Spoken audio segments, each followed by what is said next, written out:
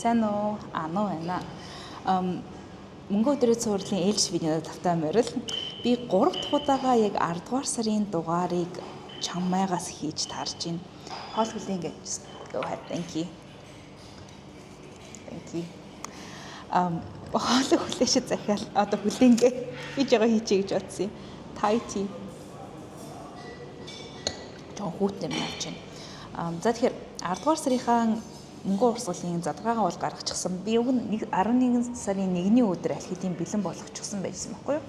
Бэлэн болгочихсон байжсаа. Тэгээд ягаад чин ажил урдуур нь гараад энэ чигээ чамайз ирсэн сплайсийн асуудлууд одоо ажлууд нь хөрөө би влогуудыг энэ видеодоор картд холбочих ер нь чамайд юу болдог вэ гэдгийг бол тэндээс л үзээрэй. Тэгэхээр 10 дугаар сарынхаа юмыг бол би дэвтэр дээр өгнө бичсэн юм ба. Гэтэ гадуур явж байгаа учраас чумдаан дотроо дэвтрээ үлдээчихсэн утсаар утсан дээр бол авчихсан юм чинь. За 10 дугаар сарын мөнгө урсгалыг нь задлаад аваад үзэх юм бол хувь хэмжээгээрээ жоохон ачиргалтай гэмээр юм дүр зураг бол ажиглагдана. Юу вэ гэвэл нийт мөнгө урсгалын 4216%-ийг татвар шимтгэл, 2439%-ийг хоол хүнс, чөлөө цэцэг 747%-ийг, хувийн хэрэглээ 598%-ийг, гэр ахуйн зардал 358%, тээвэр шуудан харилцаа холбооны зардал 202%-ийг, эрүүл мэндийн 106%-ийг, бусад зардал 1334% бүрдүүлсэн үзүүлэлттэй гарна. Тэгэхээр 10 дугаар сарын гүйцэтгэлийг аваад үзэхээр татвар шимтгэл бол урьд өмнө за би баг байгаагүй хэлчихэд буруутахгүй болов уу гэж бас бодоод юм. 4216%-ийг эзэлж байгаа нь бол нэлийн ер нь бол учиртай. 2 дугаар сард л ихэвчлэн яг миний татварын хувь хэмжээ ингэж огцом өндөр гардаг. Энэ нь болохоор нөгөө би жилээр тухайн өмнөх жилийнхаа бүтэн орлогын татварыг бол төлөхтэй холбоотой. Гэхдээ 10 дугаар сараас эхлээд бас иймэрхүү татварын хэмжээ өндөр гараад байгаа нь энэ бол уус нөгөө албан журмын одоо татвар учраас би нөгөө зайлсхийх юм нэгэн боломжгүй заавал хүлээн авчдаг.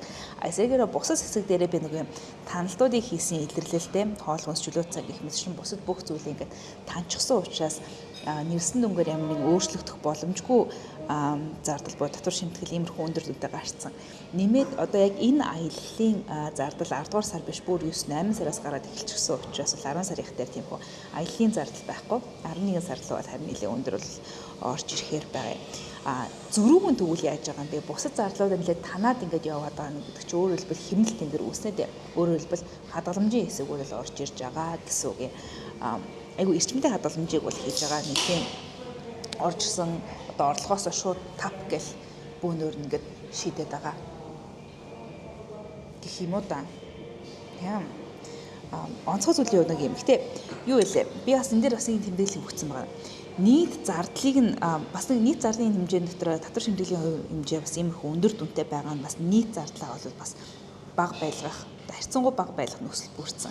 Нэг тэмдэглэлээ аваад үзэнгүүт нийт зардлыг нь аваад үзвэл 2022 оны шүү. 10 дугаар сараас хойш хамгийн бага зардалтай сар байлаа. Өөрөөр хэлбэл сүүлийн 2 жилийн хугацаанд байгаагүй хамгийн бага одоо зардал гарсан сар гэд бодоод үзэхээр би бол бүсээ амар чангалсан байгаа зү. Гэж гадаадаа хэлж явахдаа ануу хэлв. Ээлж амралтайгаа явж байгаа юм. Тийм болохоор 11 сарын зардал бол жоохон through the roof байх бах. Гэхдээ хоригдлоо бол бүр хийсэн хിവэрэ байна. Угаасаа энэ аяллалын зардлаа би урьдчилаад бас нэлээд хуримтлуулчихсан. Өөрөө юм sinking fund-аас авч байгаа учраас бас гинтийн гэмээр бас зардал гайгүй байх бахаа гэж найдаж байна. Accommodation болон за яг юм тээврийн транспортын зардал харьцангуй өндөр болж орж ирж илээ. Anyway, нэмрэн чиглэл газар байгаад харагдаж байна уу? Миний микрофон илүү бас гоё байгаа юу? 1 2 3. За тийм байна. Нөгөө энэ аяллалын влог бас ингээд бичигдээ явж байгаа. Гэхдээ бас яг энэ видео шиг айгу тийм chaotic ингээд дивэд нэг хав ханаас хөцөн ингэж гарч ирсэн. Их тийм cohesive юм нэг сториг ингэж ярьж байгаа влог байхгүй байх шүү. За тэрийг аль болох утгагүй нийтлэнэ. 11 сарда багтаагаад нийтлэх гэж хичээнэ. Тийм ээ. 11 сүүлээр ихтэй очино.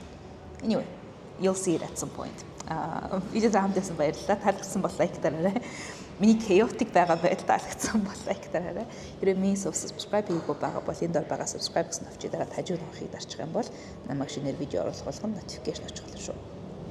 Хамтдаа баярлалаа. Нэрийн эргэн тойрныг харах уу?